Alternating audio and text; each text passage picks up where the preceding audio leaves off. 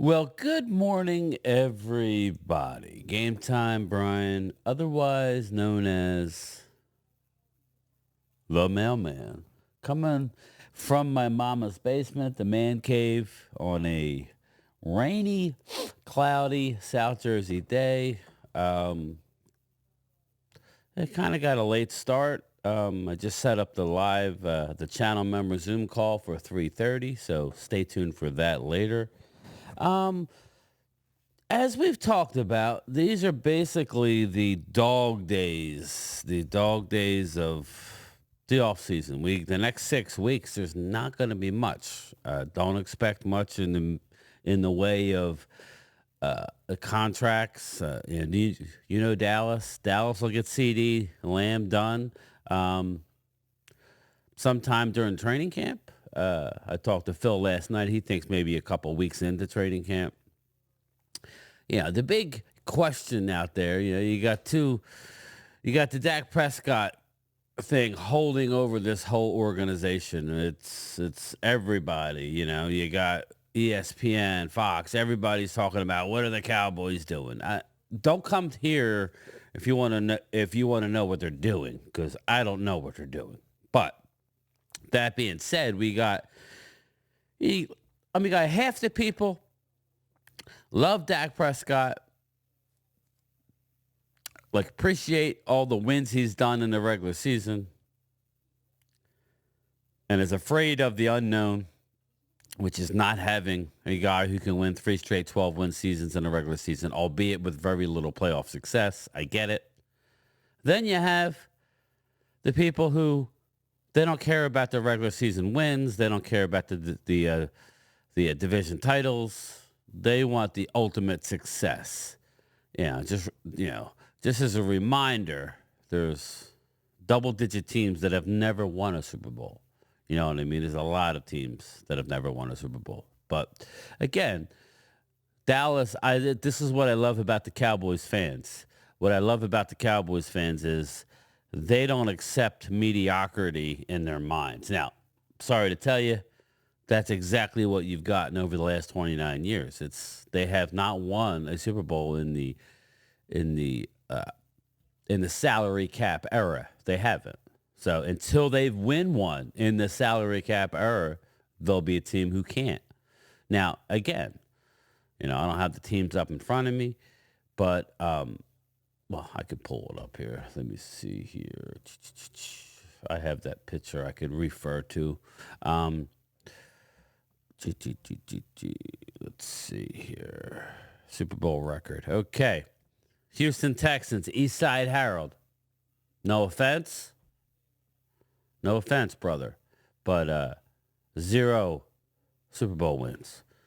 Obviously, you're one of the newer teams in the league, so that's fine. I'm not here to crap on you. I'm just pointing out we got 1, 2, 3, 4, 5, 6, 7, 8, 9, 12 teams to have never won a Super Bowl. Houston Texans, Jacksonville Jaguars.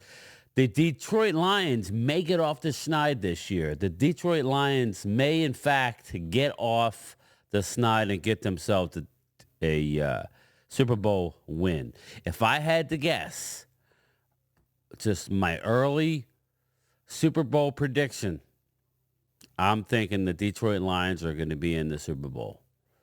I'm just telling you my initial looking at their schedule. I think the Detroit Lions are the team to beat in the NFC. Point blank, hands down, better than the Niners. That might be your championship game, even though I think the Niners may slide. Who knows? And maybe Detroit, Dallas, Detroit, Philly, Detroit, Green Bay. It really could be. But let me just run through the teams who have never won a Super Bowl. Okay? Houston, Jacksonville, Detroit, Cleveland. I almost said it.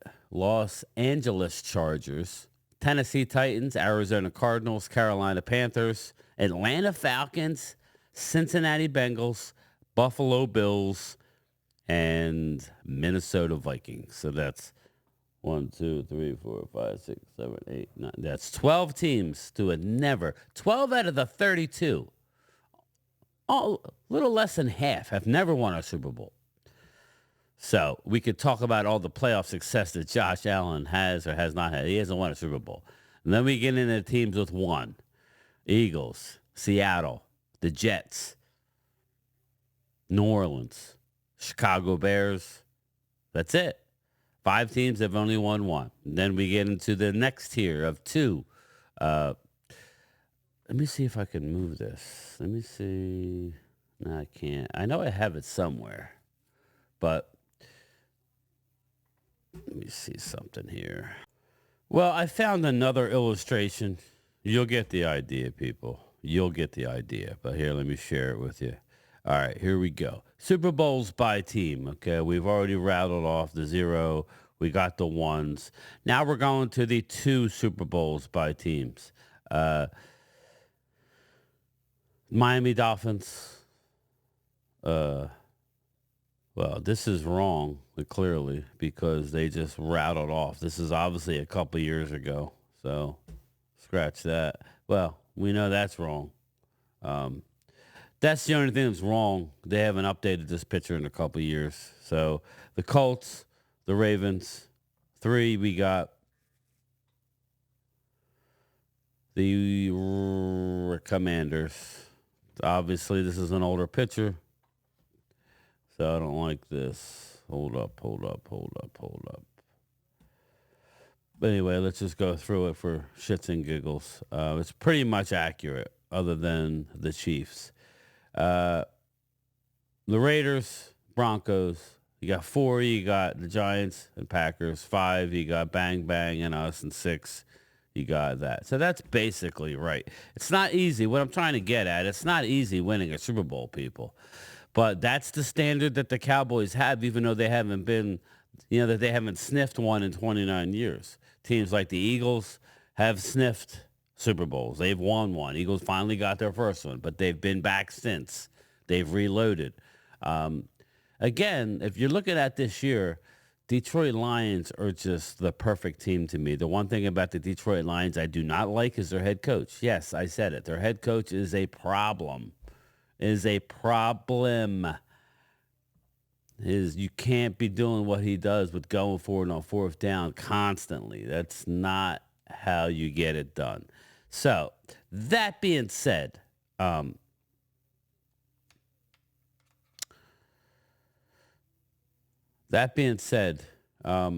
want to talk about some of the Cowboys that we are relying upon. We have to rely upon if we want to get back to where I think we need to be. This guy here, Terence Steele, I'm going to play a little clip of Terence. He was coming back from an ACL. He suffered it in the middle to the back third of the season, the year prior. And he wasn't 100% last year, and it showed. So let's see where he's at. Last season, now going into this year, how is it different? The goal's still the same. Obviously, the team goes to win the Super Bowl, and just my personal goal is to be all pro. So it's the same mission. And specifically, coming off of an injury and knowing the importance of making sure a team that's relying on you and investing so much into you gets what they want out of you. Yeah. How did that affect your mentality? I demand perfection out of myself first, and then obviously I want to perform well for the team. So I hold myself to a high standard. The team holds me to a high standard. My teammates hold me to a high standard. So I'm striving to achieve that every day. What insight can you give of the offensive line so far? I know it's early in minicamp, and you guys are just getting to be around each other. But what are you seeing from the rookies? Man, just as a unit, man, we're gelling really good. Everyone's killing it in the classroom and on the field, man. We're really making leaps and bounds from where we were last year.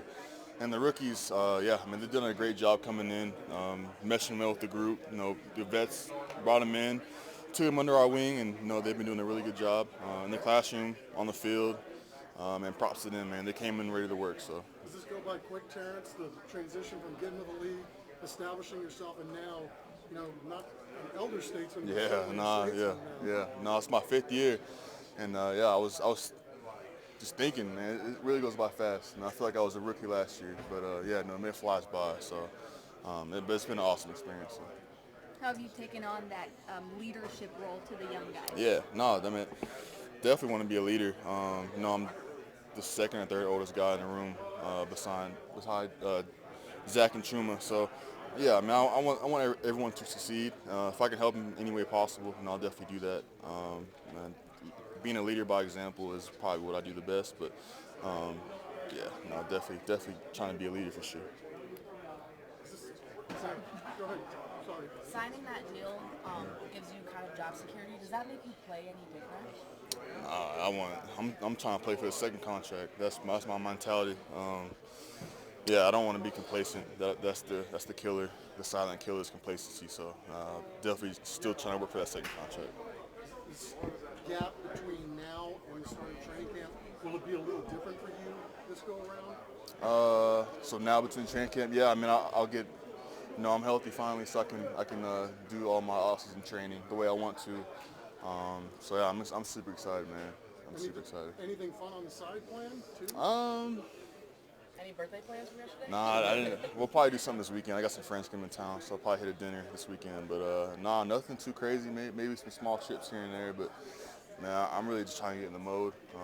I want to come out the gate fast. So that's my mentality. Well, that's My work has been viewed by 100 million people. that's music to my ears right there. My work helps save lives. That's music to my ears because he was an issue last year. He just was. Love Terence Steele, but he was an issue. He was a real issue.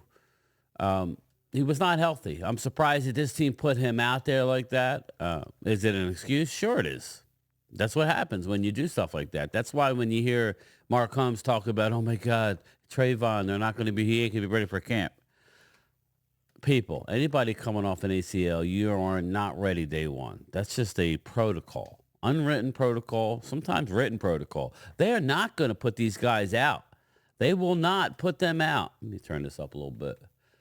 They will not put these players out day one. There is no need to put them out there day one. None at all. Work on the side. Get your conditioning.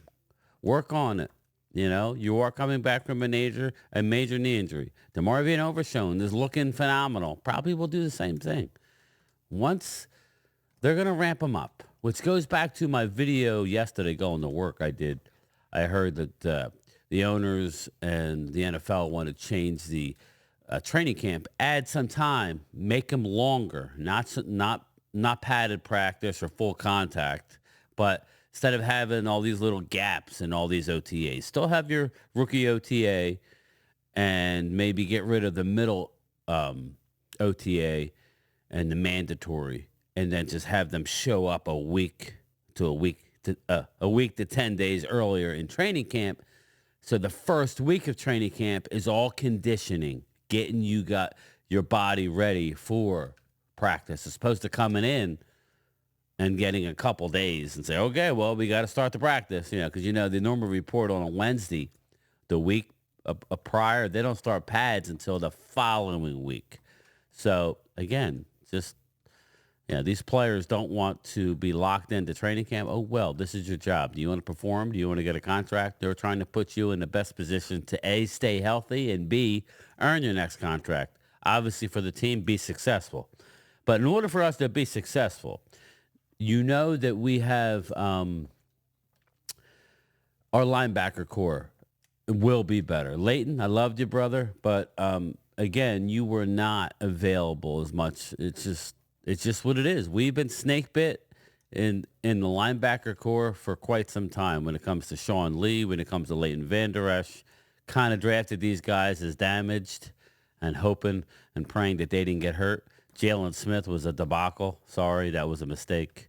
It's been a while since we've gotten a young linebacker, which was why it was so exciting to get DeMarvion Overshown last year, and then you saw what happened. He tore his ACL. So even when you draft a guy without injury questions, sideline to sideline guy, kind of a jack of all trades. Now he's put on a good 10 pounds of muscle, looking solid. But then you bring in a guy, and then then he tears his ACL. It is what it is. He's looking great. You bring in Eric Kendricks, who had 117 tackles last year. Just last year. Everybody goes, well, he's 32. Okay. So was Darius Slay. I mean, a linebacker can play. Look at Bobby Wagner. Eric Kendricks had 117 tackles last year. Our highest tackler last year was Damone Clark with 70. Damone Clark went down the tubes once Leighton left. Why? Because Damone was making all the calls. Damone was the guy in charge. Damone will be fine, and he's perfect in the role that he's going to be in, which is the Robin next to a Batman like an Eric Kendricks, who had 117 tackles. I don't want to hear anybody go, oh, it's only Eric Kendricks. He had 117 tackles just last year. Stop. It's that a production will lead the whole linebacker core of the Philadelphia Eagles from last year. Okay, so again, do I like how they got him and how they lowballed him? No, not at all. Why should he have to take a pay cut for anybody? I don't know what Dallas does, but is what it is. And then you bring in you'll have Damone next to Eric, next to DeMarvin and Overshown. And then Dallas did this. We all thought they were going to go running back, and they went with Marist Liufau. Some would say he wasn't the best linebacker on his college team at Notre Dame. But Mike Zimmer loves the traits, loves the athletic ability. He's all over the place. Yet another body to that room, over and above a couple of the guys that are behind the scene that are going to be rotational players like a Buddy Johnson. We have a lot of bodies there, but this guy could be huge to our success. Marist Liufau. Let's just see where he's at heading into training camp. How is it out there with adjusting to what's going on in Texas this time of year with you? Yeah, I think it's been going smooth for me, especially. I think I've been getting accustomed to everything going on, especially the weather. It's been up and down. I've seen pretty much all kinds of weather since I've been here, so it's been pretty smooth. It's really just adjusting to things. Yeah, what is the biggest adjustment when you're coming in for the first time? I would say the biggest adjustment is learning how to be a pro, for sure. Just learning how to be a pro, and then obviously it's a new environment. Everything's different, so kind of creating your routine as you get here as a rookie, finding your routine, what works for you. What's around the area? What do you have in the facility, and who you can go to in terms of what you need and things like that. Did you call your cousin and ask him for any advice before you started on this journey? I did not. No, I did not. No. Uh-huh. Yeah, no, yeah. He definitely set the bar pretty high for our family. Did you have a cousin that played at Colorado a few years ago? I did. So my first cousin, Sefo Liufau, played quarterback there at Colorado. So, any other relatives that are running around in the league that you should know about? Yeah, there's probably some that I don't even know. I have a huge family, so, yeah, I'm not too sure. Okay, so what about the experience of, putting college in the past, making the decision to go pro, and then, where the Cowboys drafted you? What was going through your mind when you got the call from Dallas? Yeah, I mean, it was unreal. I was really lost for words. For my family and I to have this opportunity is such a blessing, and we're all excited. We all enjoyed the time. The draft time after I got the call and things like that. So everyone back home was very excited. Like I said, I was at a loss for words, and this opportunity to be a part of this organization has been nothing short of amazing for me. What about living in a big city like Dallas for the first time? How's that been? Yeah, it's definitely a big transition coming from South Bend and obviously on the island in Hawaii. But I would say, well, the food's great. You have much more food options, so I've been enjoying that. And then you have a bunch of resources that maybe you didn't have in the smaller cities, and so it's great. I get to utilize everything that I have here in Dallas, and like I said, it's a great organization. Barnaby's come to mind? South Bend, you ever been there? No, I don't know if I've been there actually. Well, yeah. It's just like, pizza and sandwiches. And you're probably eating right, not doing that kind of stuff. I'm trying to. It's hard in Dallas. Like I said, there's a lot of food options. So. Okay. What about just running around on the field for the first time? There is a lot of options in Big D. Confidence that you might get on the field this year? Yeah, I would say just learning my playbook. the faster I can create my routine, faster I can get used to things and get going in that process, the more confident I feel in terms of my contribution to the field, whether it be on special teams or defense. Have you gotten close to any vets personally? Oh, yeah, I mean, all the He's linebackers, going to start out on special DK, teams, Eric definitely. Hendricks, and Damone Clark, all of them. They've been big mentors for me, and our room is pretty close. And then the rookie linebackers, you got Brock and Jason, Byron, all those guys. We're all really, really tight-knit. Speaking of Kendricks, he was a facilitator of a big play in 707. Offense had a big play in 707. Talk a little bit about just your first impressions when your first ever mandatory minicamp. Yeah, I would say I got a good head start with OTAs, and so I kind of got my routine going before our minicamp. But yeah, it's been a great minicamp, and I think we finished strong and had a lot of fun during this time. So as a rookie, what's your plan, your strategy over the next 6 weeks or so in this kind of downtime to make sure that you're still, that you're prepared to hit training camp, with hit the ground running? Yeah, I would say first of all, stay in shape. I'll be training back home in Hawaii, so I'll have things set up for that and making sure that just every day I'm doing something to get better. It doesn't have to be physical. It can be looking at the playbook, but I want to do everything. I want to do something every day to get better in some way, shape, or form. See, what's awesome about that? Oh, Siri, be quiet. What's awesome about that is Leofau's coming in not to have to be the guy or be a part of the rotation. He'll be a part of the rotation, but they're not expecting an immediate big impact or they're going to fail. They have plenty of bodies in the room. He's going to have time to develop in the special teams area first and foremost. Then I'm very excited to see what he could do. I just am. Very, very excited to see what Maris can do. I'm watching the Phillies in the background. 1-0 in London. But, yeah, so very excited to see what he's going to be able to do. Again, I think this team is going to be successful or not be successful.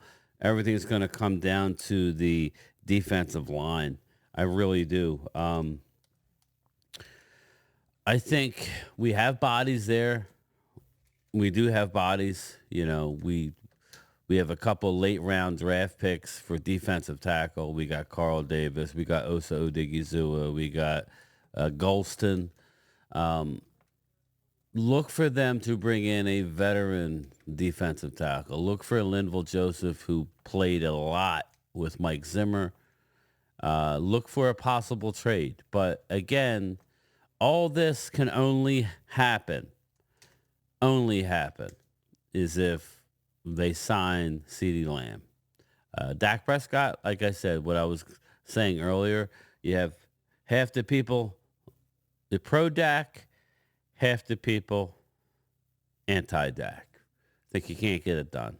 It's funny how the rest of the NFC, well, not that the Giants would love Dak, let's just say. Not Kyle Pizzle, but the Giants. Why? Because Dak beats the brakes off of the Giants. Eagles, kind of surprised a lot of Eagle fans would want us to keep Dak because he's got a 9-4 record against you. That's what you should be looking at. Don't worry about his lack of playoff success. He's only had 2 playoff wins, but does good against you.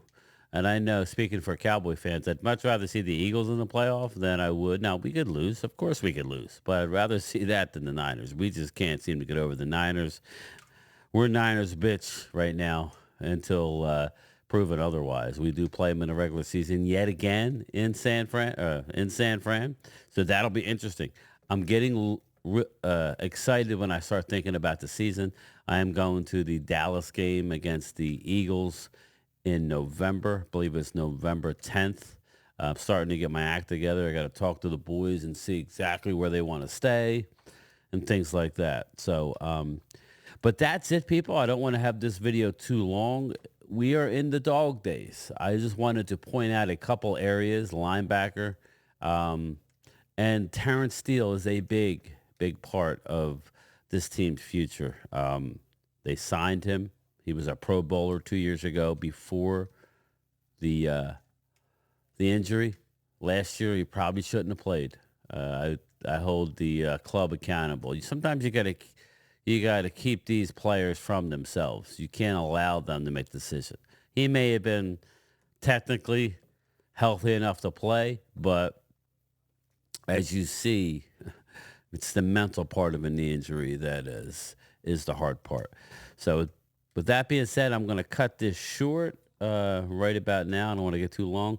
I will see everybody later at the channel member Zoom, 3:30 Eastern time. So make sure you guys are ready to roll.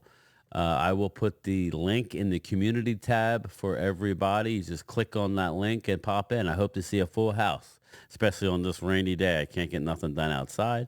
I'll probably wash the dogs when I'm done with this video and go from there. So, all right, everybody, I will see you.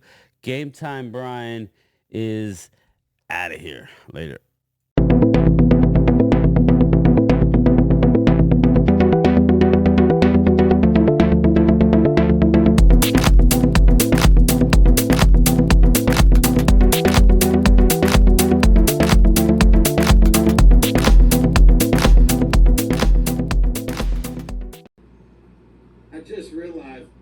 I just realized who Game Time Brian was.